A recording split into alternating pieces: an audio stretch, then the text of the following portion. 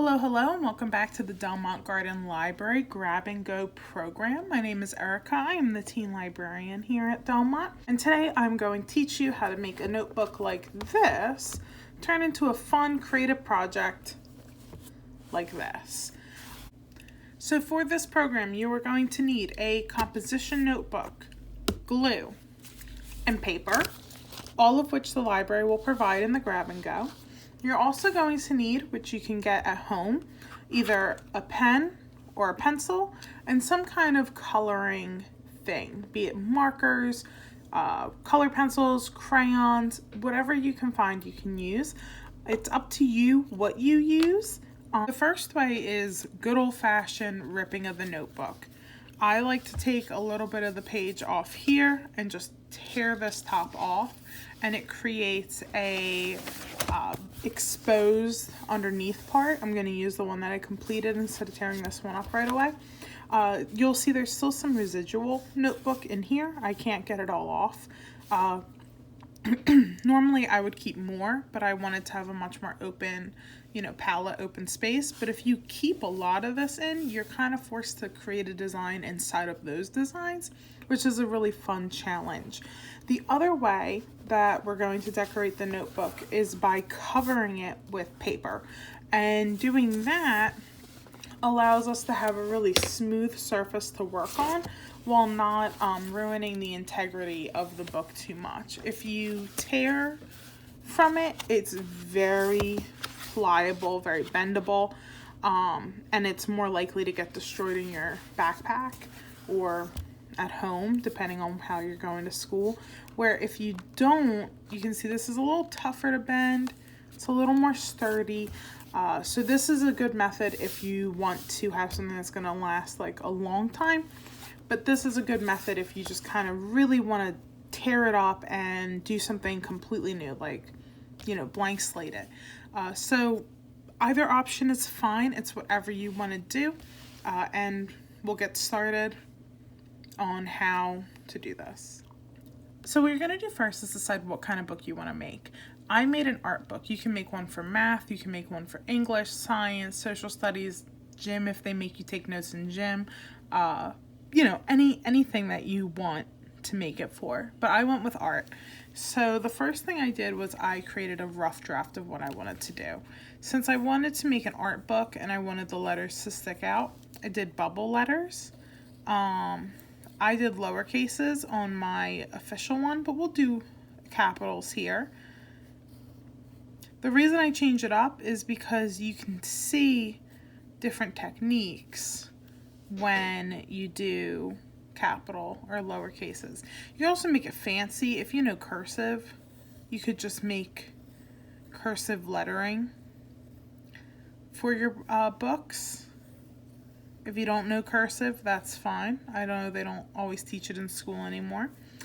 And then you can decide from there, what do you like? So if I'm making an art book, I'm going to put things that I enjoy. I love cats, so I'm going to doodle a little kitty cat here. I like books, of course, so I can put a little, book over here. And,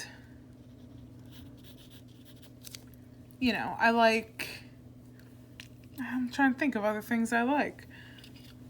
We'll do this. But if I was doing something for science, I might make a beaker. And a beaker, with science experiment stuff in it,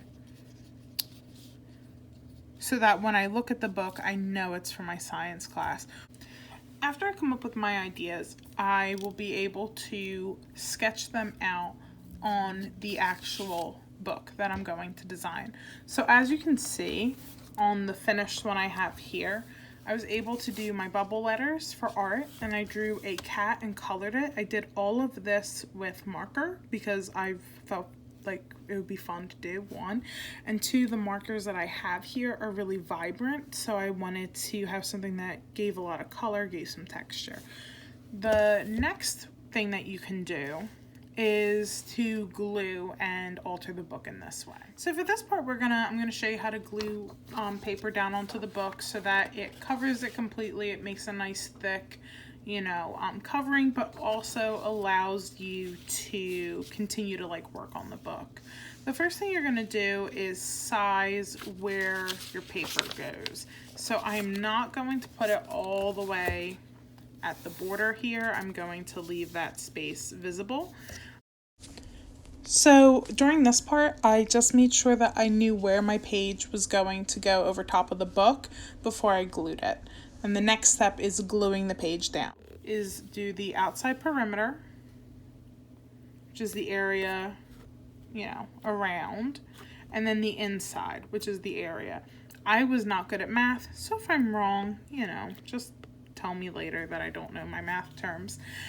After you do this, now you notice I didn't glue every little piece. I only glued a little bit.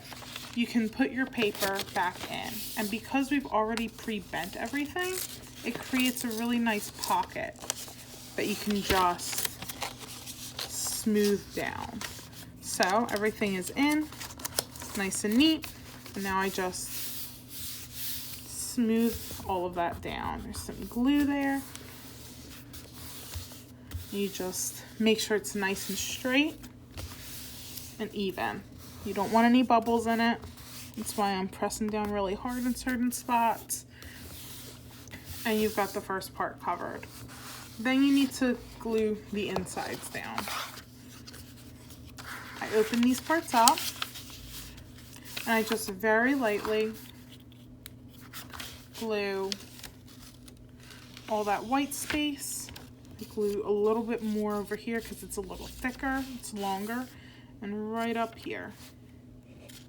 Taking that glue off, there's some excess. And then I fold it down.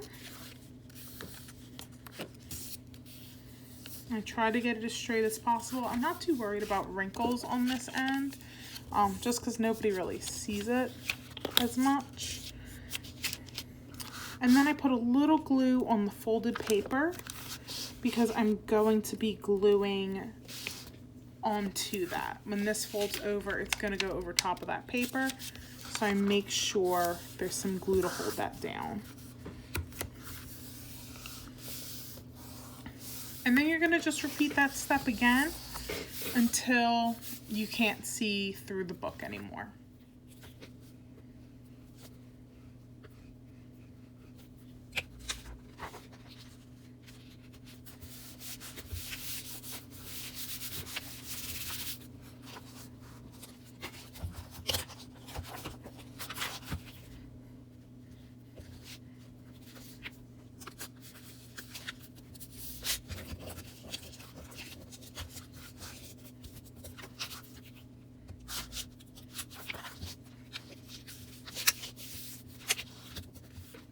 Alright, so I waited a little bit for this to dry before I continue to show you, the different ways to modify it.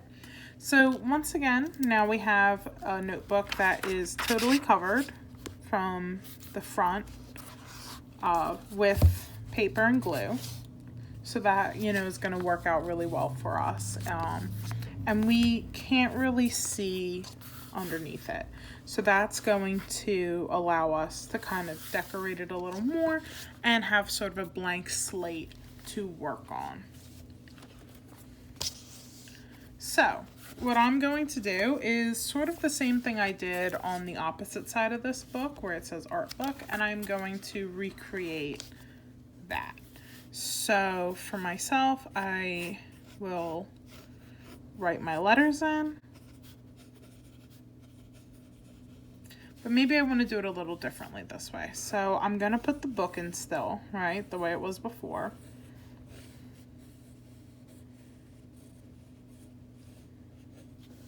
But I'm going to add to it. So I'm going to put lines.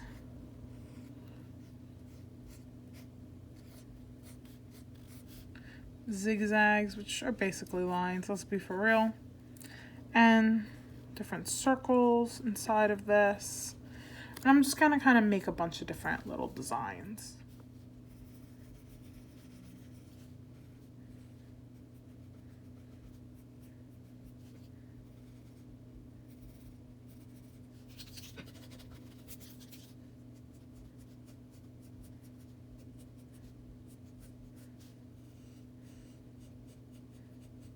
These I'll color in a little bit, but now I'm gonna make my cat again. I have a circle for a head. I like to separate the pieces so I know what I'm gonna be doing. Ears are triangles. A nose is just a cute little triangle.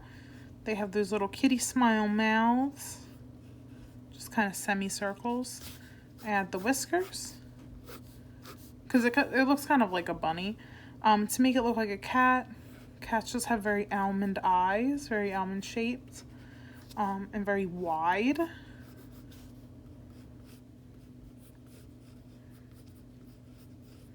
got big old irises and that narrow pupil. So not the perfect cat, but not awful. And then just to make fur, I just do scribbly lines. Squiggly lines work. Sometimes I find less is definitely more. And voila, I have another art book. So for this other example, I created a grid, and my plan was to develop a bunch of geometric shapes and create a 3D effect. I did circles and triangles just because they fit within those squares pretty well. More rectangles, but you know. And then I used 2 alternating color pencils to create that 3D effect. So if something is pink, whatever touches the pink will be blue. Whatever is blue will touch pink, etc., etc., and the same color doesn't overlap. That's what causes it to look like it's going to pop. I do recommend that if you use any kind of material, make sure that you go over it a second time if it's going to be color pencils, crayons, or marker. You'll see here I added a circle. That was just to make it pop a little more. The more solid the color is, the more it's going to pop. So that's just kind of what this part is. You can use any medium. You could even do it in black and white. It's entirely up to you. And in this part, I just wanted to show you that, you know, how the colors connect, and that I fixed the triangle there so that the colors wouldn't bleed into each other. That's important to create that negative space. The last thing I did here was put the word math in dark color so it would really pop out of the book and give it a more 3D effect. And that's it. That's how you decorate your own notebook. You can do whatever you like. You are welcome to express yourself in any way. I hope that you had fun at this grab and go, and we will see you next time.